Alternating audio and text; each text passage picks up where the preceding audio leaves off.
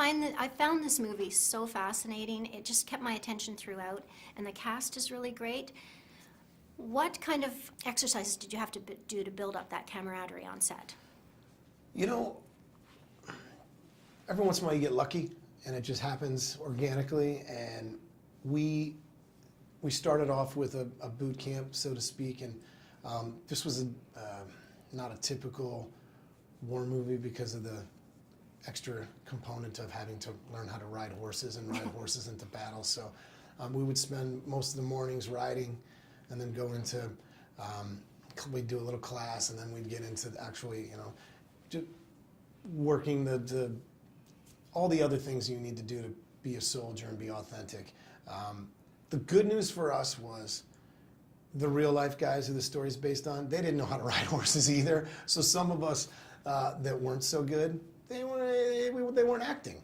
But it just, when you're kind of thrown in, I guess you're jumping in with both feet, and we all did at the same time.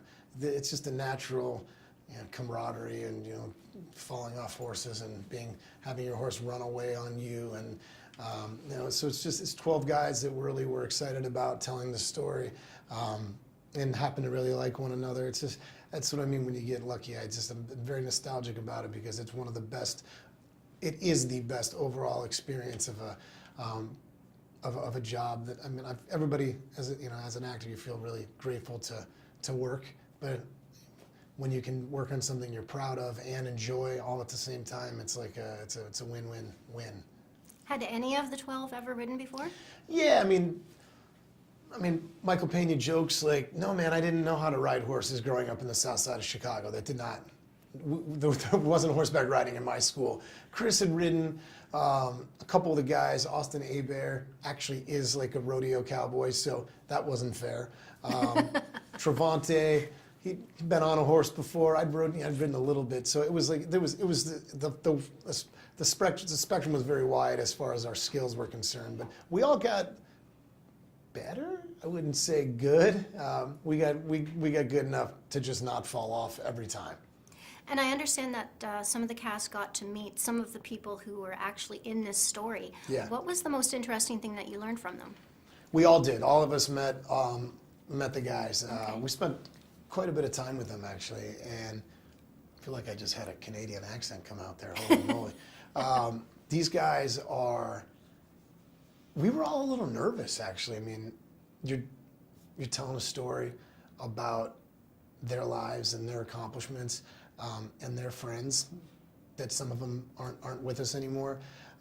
These guys came in and they were enthusiastic. They were eager to help. They were supportive. They were just there for us, and they were so proud that this story was being told. It's just, I think the thing I learned is you expected these like kind of battle-hardened soldiers to come in, and they were like your friend's dad. They were just lovely. They'd seen it all and done it all. There was no posturing. They were just sweet, articulate.